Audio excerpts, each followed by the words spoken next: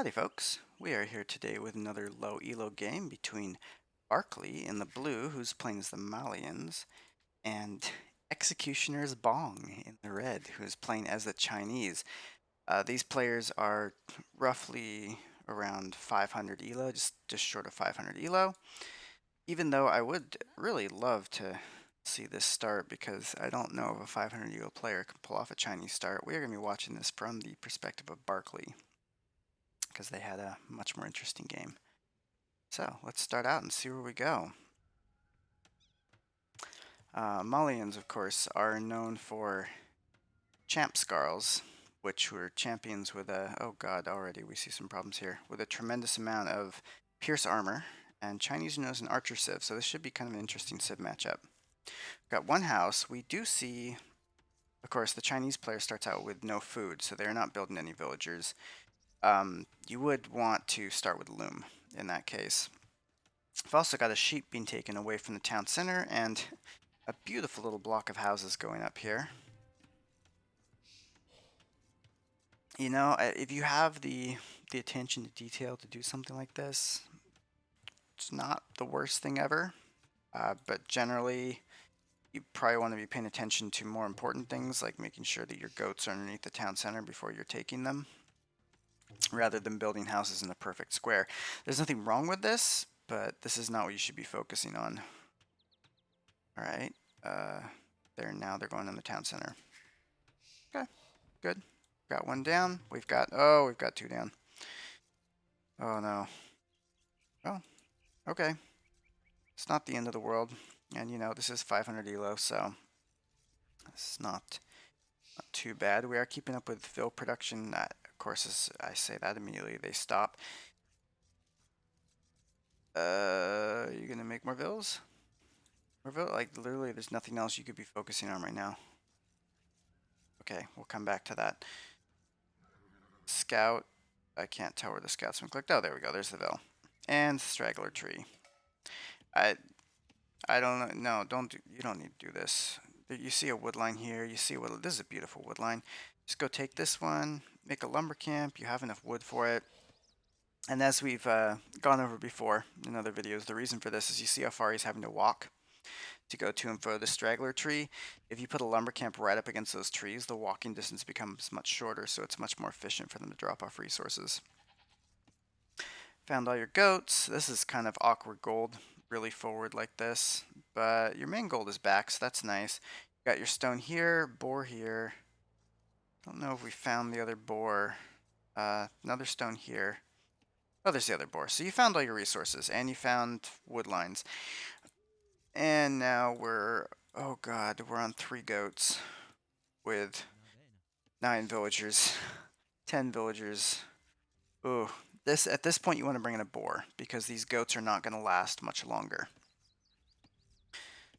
You can see this one's got 70 food, this one's got 70 food. With this many villagers on the goats, but now 11 villagers, this goat is going to be gone fast, and you're going to want to do something else with them. Of course, if you had a boar in at this point also, so I was going to say, you could take these... Oh, please don't kill the other goat. Okay, you could take these extra goats and scout this back part here, which you could see they're doing with their scout now. But you could send a goat to do this and actually send your scout forward to check out where the enemy is, because that would be useful information. You found all your major resources with the scout. You kind of know where your walling points are going to be. You're going to have to wall out these gold probably initially, assuming they wall at all. And send your scout forward to get enemy villas, or to see where the enemy town is, would be really useful. Now we've got 3 woodcutters on the straggler. At this point, the inefficiency is really bad. You definitely want to send these to a lumber camp on one of the wood lines. This one would be bad, but these two are actually pretty decent. Okay, now we're building probably the worst mill for berries I've seen in a while. Again, that gap is really bad. You want to put it close. Are we luring the boar? Okay, luring the boar with 13 villagers to this mill for some reason. Not the most ideal lure, but you know, it's closer than it was. This mill was, I mean, this whole sequence of events was a little unnecessary. You could have had villagers on the sheep, lured the boar to them, The thing I wonder though is that maybe this player is not particularly confident about luring, which I could understand that. And they did get the boar in, which is not too bad. It's not the most ideal lure, and this mill is really not in a good position for berries or boar. But, you know, they got it done. Still making villagers actually up on the enemy player, which is good. This relic position is really nice. You see these 3 relics right here? That would be really easy to snag all of those in Castle Age because they're so close to your base. Now we go to the lumber camp. It's not the most ideal lumber camp position. It'd be nicer to have it square up against those trees. You definitely want that for lumber camps, but it's better than the stragglers. At this point, also, I'd recommend, unless you're planning to go to farms, to stop sending your villagers to the stragglers. Send them to the camp instead. Oh, and here we go. It's moving out. A lot of times you will send villagers to stragglers just because you want to keep them in the same area so that you can build farms quickly when you get the wood, but you're not near that point right now. So yeah, still good. Good production. Your opponent has ceased production, which is kind of odd. If I didn't know better, I think that maybe they were going for a scout build, but I don't think you really want to do that as Chinese. We see a gold mine coming up here. This is something you would see at around this time if you're going for a fast castle. So, not terrible. Also, not the worst place for a gold mine either. And now you're idling.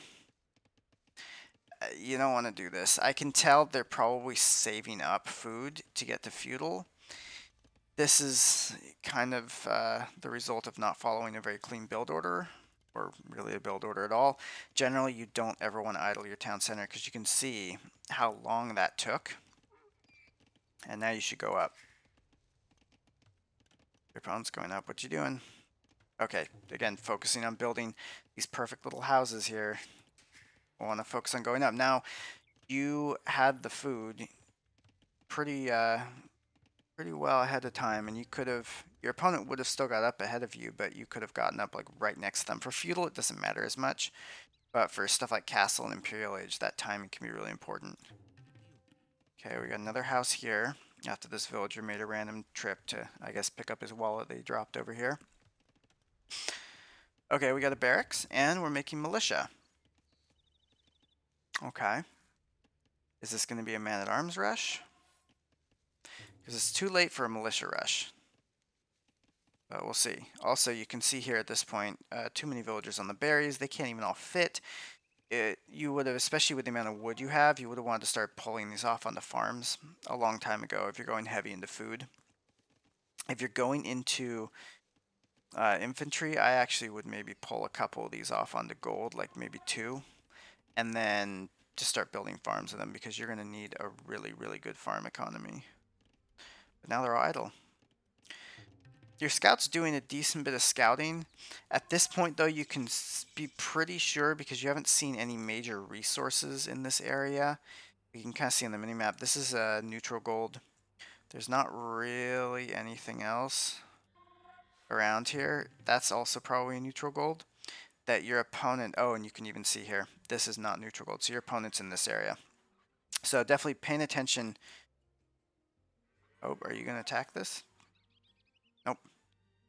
Paying attention to what you see on the map and what your scout is seeing can definitely help you because you could have avoided scouting all this, and you can see they're still looking for their opponent and can be pretty sure at this point they're right around here. Okay, in feudal, getting a ton of farms up, still have a bunch of idols. Do we have upgrades? We do not. Especially when building this many farms, I guess you're kind of low on resources, but if you can, try to get horse color first because it's just so big for this. We now have 6 militia. Unupgraded. You notice they have the extra pierce armor that Malians get in the feudal age. They should get another one in castle and imperial as well, I believe. We've also got an archery range. You see your opponent here now making a bunch of villagers, making the necessary eco upgrades. You want to start building your own villagers because they went up a little early, which means their economy is not going to be in as good a shape as you. which means you had the advantage, but you're losing it constantly now because you're not producing your own villagers. This is critical at this part of the game.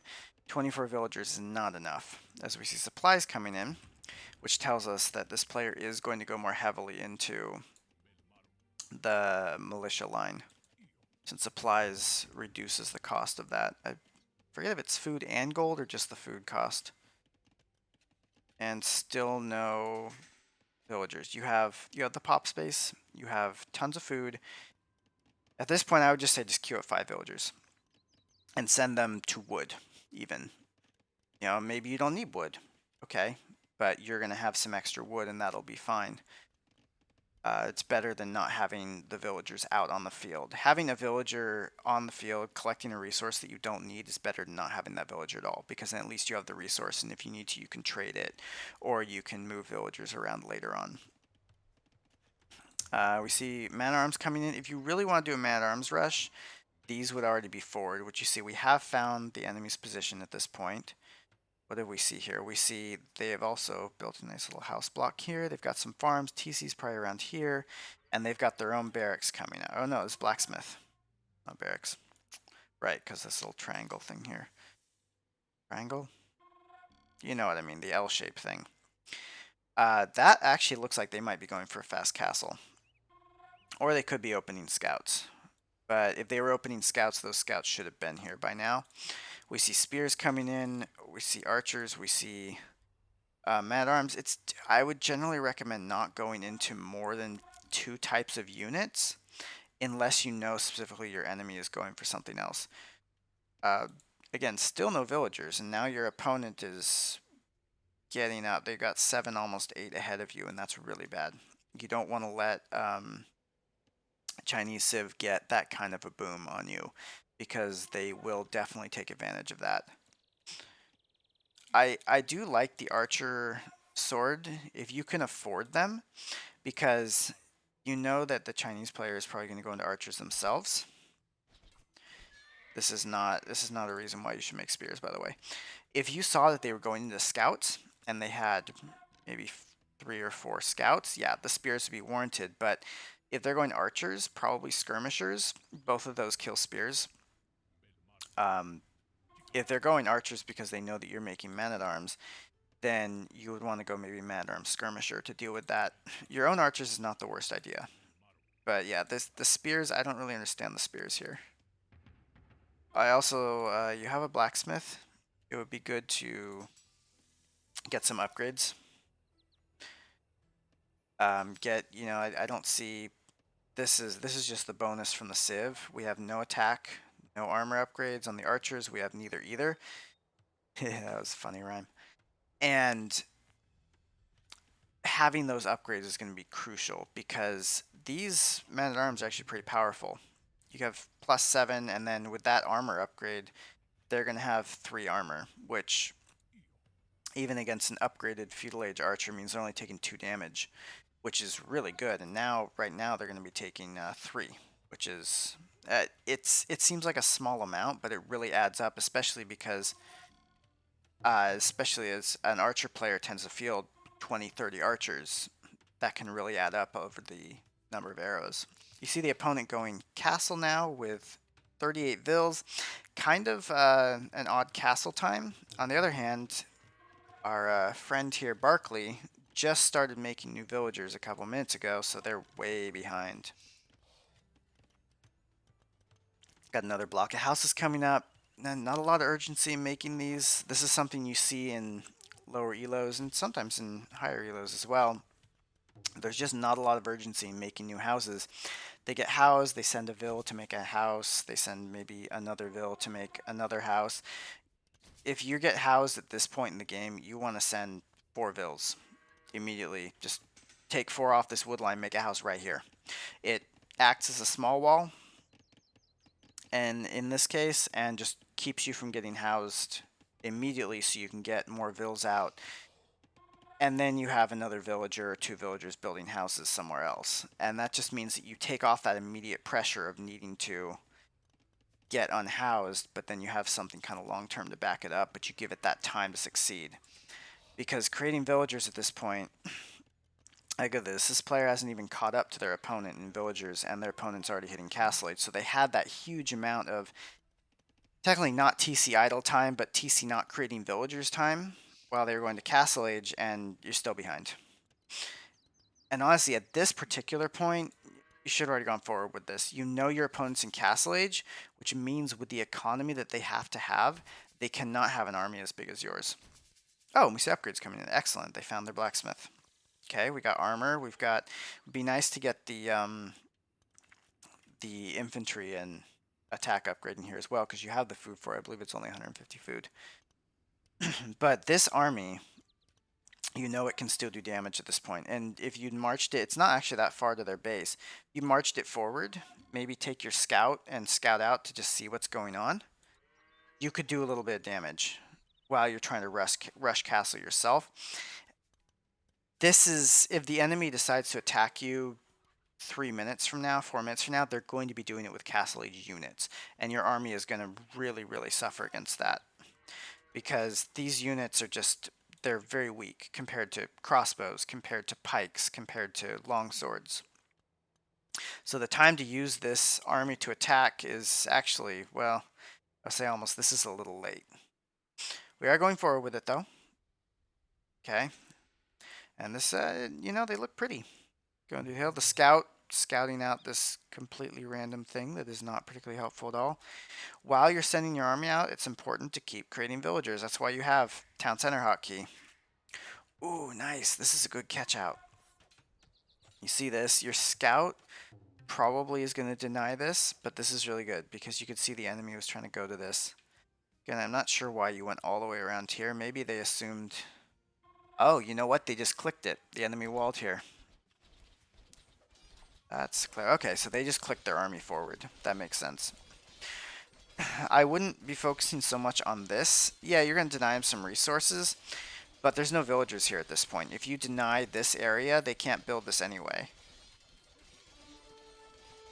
Oh, what is this? Yep. Oh, the scout gets away. You could see all these villagers are so exposed. Oh, are they going to... Okay, they're going to fight the scout.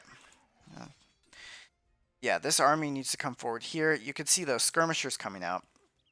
Skirmishers is smart against this because they'll damage two types of the units here. And this is why, again, it's important to know what your opponent's making when determining your own army composition. That's where your scout can come in handy. Because skirmishers, let's see, we have 12 archers here. And how many spears? Come here, spears. No. I'm just going to pause it for a second so I can see. 9 spears. That's a lot of your army. And you're going to get some serious value here. So I'm not saying this is a bad idea at all, but the skirmishers are going to be good against most of your army here. Actually pretty good. You can see opponent is not making anything at all now for villagers. They're just making 2-range skirms. And they don't... Oh, they do have upgrade. They have the attack upgrade. It'd be really good to get the armor upgrade too, because then the skirms would be basically impervious to these archers. As it is, the skirmishers are taking 2 damage from the archers. I see blue going to castle age, which is good. At this point, with this, I would say castle age and then maybe try to drop a castle here or here while you still have map control. Because right now you have control of this area. If you can wrangle it, dropping a castle here would be amazing. I don't think, if you spot this, you can deny this tower. Yep, nice, nice. Look at all these idols here. This is doing crazy damage to Red's economy. Okay, yeah, not enough crossbows. You can see this extra pierce armor is really helping here. Because this town center shoots arrows, and it's not doing a lot of damage to these men-at-arms. It will kill them eventually. Oh, perfect. So the first thing you want to do at this point is not build more man-at-arms. You want to go to longswords. Because you've still got 12 here. 12 longswords would be crazy. Crazy good. Don't worry about upgrading the archers. Don't worry about upgrading your pikes. Just get longswords and get those upgrades in. There we go. We can see it now. But it is behind a couple. Oh, no, that tower's going to go up. That's just not a great idea, though, because there's tons of man-at-arms here that take less damage from towers. But yeah, the pikeman upgrade, I wouldn't have put that first because you don't really... Well, at this point, you don't have any spears left. Yeah. And this, like, look at that damage. Look at that eco damage. At the beginning of this fight, red was up by 15 vils. Now, red is down by, oh, are you gonna get it? Are you gonna get it? Oh, nice. And this one? Okay, red is down by 3 vils, and blue has not made any vils. So that means red lost 18 vils in that attack. That's huge. Now, let's imagine, okay, this makes sense for the castle now, actually, considering you can't put forward. Let's imagine that blue had been making vils behind that. You would now be up by 18 vils instead of just up by 3. That would be huge. Your economy would just be amazing. Now we see red going for full archers. I would actually be expecting something similar to that as blue. Not even seen that because archers actually do decently well against swordsmen. Swordsmen can't catch up to them very easily because they're all on foot, so it does make sense. Okay, we've got, it'd be nice to get the castle age upgrades in here. Imagine that being 5 pierce armor. 5 pierce armor against crossbows, which will get, I believe, about 7 total with their own castle age upgrades, means that they're going to be doing 2 damage a shot to you, which means it takes 30 crossbow shots to take down 1 longswords. That means in equal numbers, you have 30 longswords versus 30 crossbows. The crossbows are going to have to be stopping to fire so often that the longswords will catch up to them and will eventually destroy them, I think. Better if you had knights, but I would still bet on the longswords in that fight. Alright, we got a decent economy going. We got villagers coming out. At this point, you want to start looking at second TCs.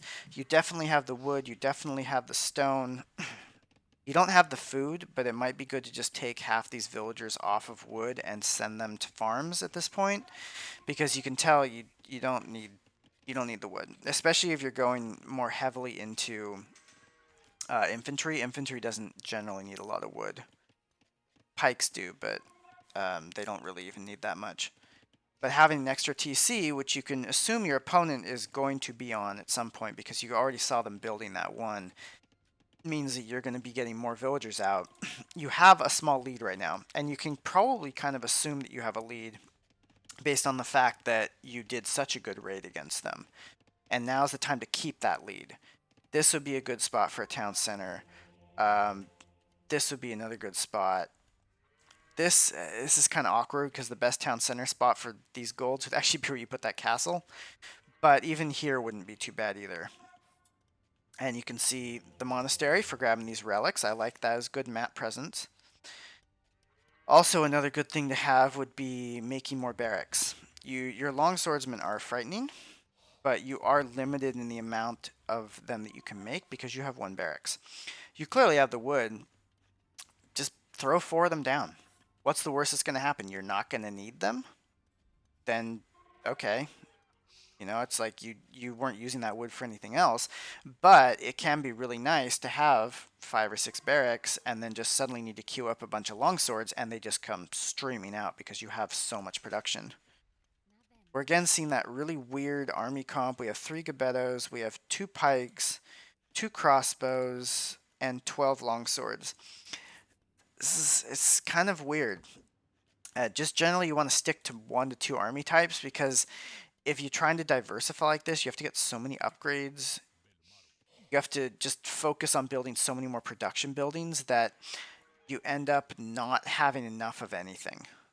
Instead of being able to counter everything, you counter everything, but you don't have enough, so then you get flattened anyway. We do see the enemy on 2 TCs now. So they have got the villager lead again. Also helped by the fact that blue is not producing any more villagers. Alright, I'm going to speed this up a little bit.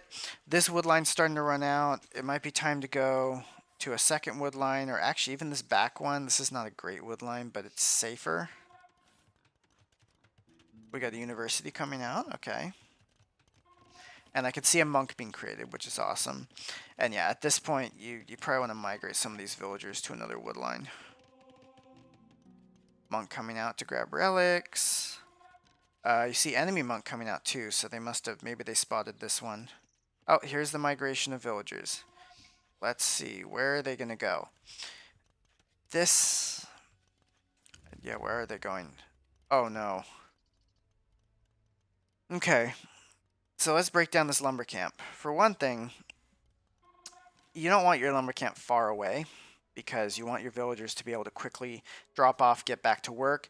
That's the reason we smash it up against the trees to start off with, because that's almost nowhere for them to move. This is really far away. In fact, as you can see, these two villagers said, hey, this straggler tree is closer to us than any other wood, so we're just going to go to that. The other is this is on the outside of your base.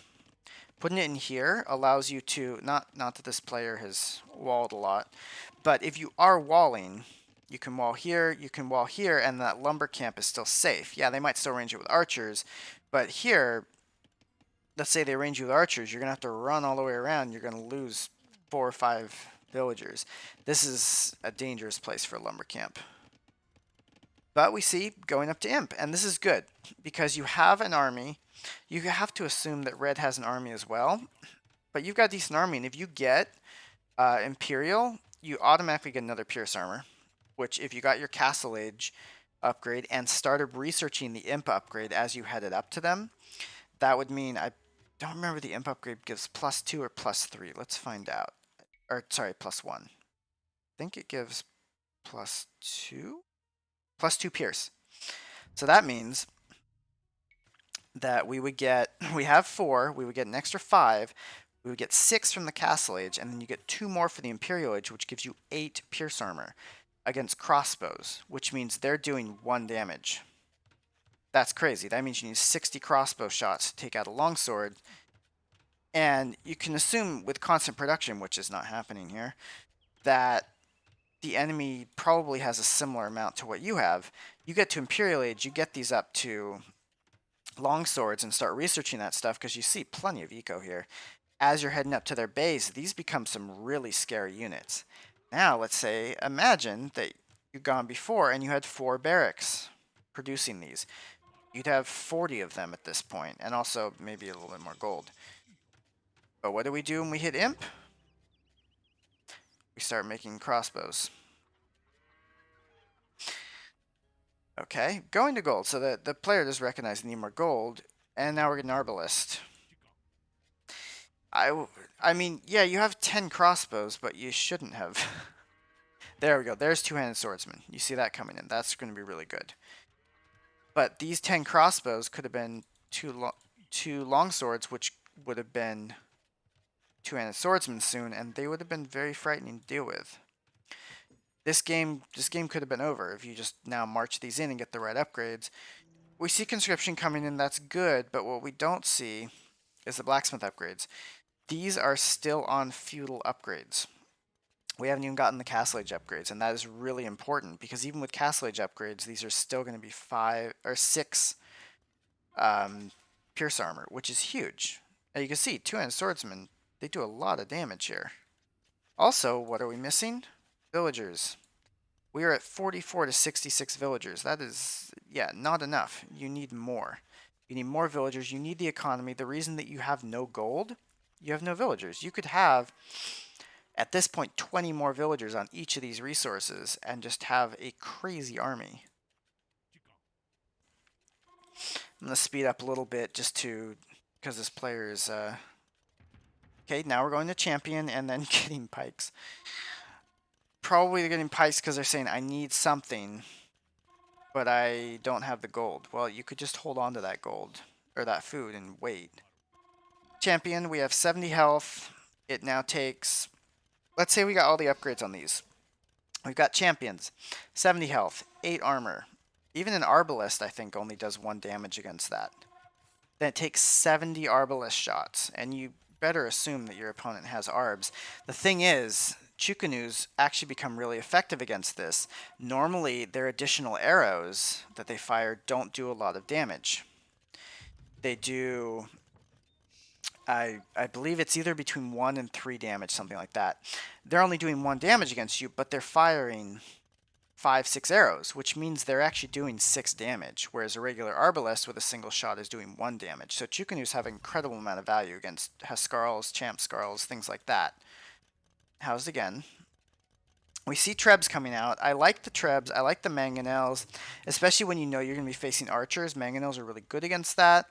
The only thing I would watch out is the range, because arbalists, fully upgraded arbalists, should have a pretty good range for this.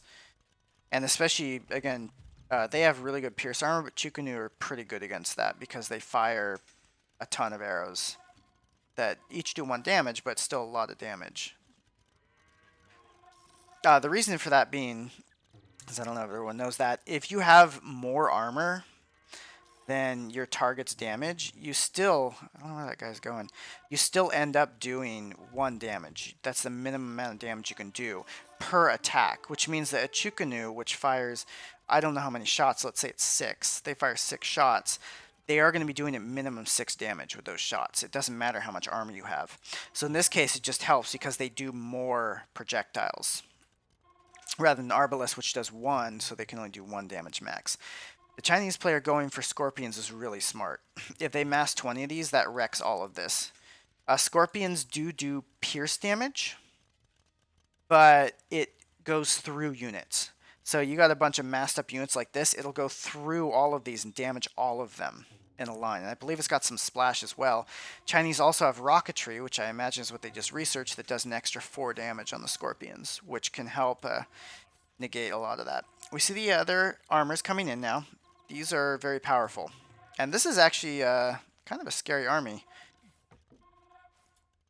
Again, from 1 barracks, you could have had this whole army set up way earlier if you built just enough units. But we see the attack. This is a good attack. And you see from the military counts, blue is actually quite a bit ahead. Even though red has the better economy. They're just not using it that much. And Chukanu. Not elites. God, you see, the onagers do so much damage against that. Castle is down. Okay, presumably they have more military than that. Okay, we see Arbalest. This would be scary if it was more Chukanu, but these are not going to do a lot of damage. You see, like, it takes them so long to take out these champions. And the Scorpions, they're doing damage, there's just not enough of them. And I think this is probably GG for red. Because you have a bunch of champions, maybe you want some more champions. There's a ton of champions in your base. You actually have Arbalest, not fully upgraded, in your base. There's Trebs, and your military's gone. And you're building a ram. You know, more Scorpions is good. You do need to mass them, though, because these are going to go down to the Arbs. Alright, let's slow this down a little bit. Alright, so we got Arbs coming in. Your town center just went down. We know there's another one. And at some point, you got to think, wow, that's a lot of these. We see Arbs coming out of these 2 buildings. Why weren't there more buildings here for red as well? You see red has run into the same issue. Oh, you see the damage coming out of those. Red has run into the same issue as blue, where they just didn't build enough production buildings. Imagine there were 5, 6 archery ranges. Imagine, yeah, you see, they had a crazy eco here. They could have built a ton more units, but they just didn't. Alright, so, that was a fun little game. So let's recap. Blue did win this, but I think that was just because their opponent was not particularly prepared. Keep the 2 unit types. Generally, you want to do 1 gold unit and 1 counter. If you feel like you have a lot more gold than your opponent, then you could do 2 gold units, but 3 gets a little confusing. Especially because you can see, like, building 4 pikes. Why? Just save that resources for something else, unless you know you're going to be dealing with cavalry, which we're not seeing. The siege was good. The economy, a little less so. You can see even now, even as red gives up, blue has less villagers. This should be at 100. This should have been at 100 half an hour ago.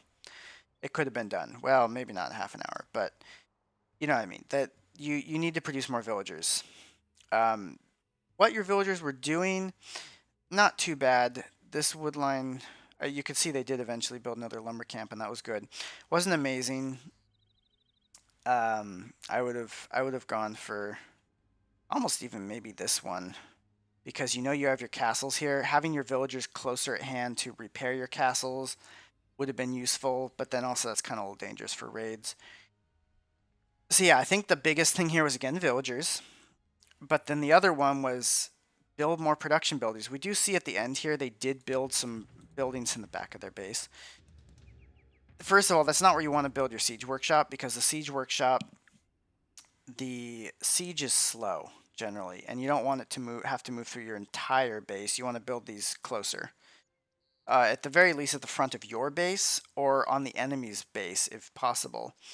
Um, these, not such a big deal, but you needed, if you're going infantry, you needed, by the time you're Imperial Age, you need 10 barracks. You had wood. Um, you were using it for farms, yeah, but you didn't need that much food because you weren't spending it. Barracks, more barracks. I can't even give this person a lot of grief about not spending their resources, because they couldn't. They didn't have the production buildings. They could have filled this entire thing full and still had wood and gold. You should not be in that position. You want to be in the position that your barracks, it's okay if they're idle if you have a lot of them. If you have 9 barracks producing, the 10th doesn't have anything to produce, that's better than having 3 barracks and having them produce full time.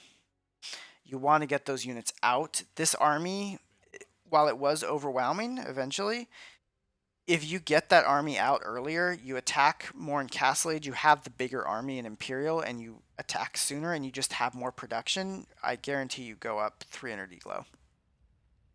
Anyway, hopefully this was informative and entertaining as always, and I'll see you all next time.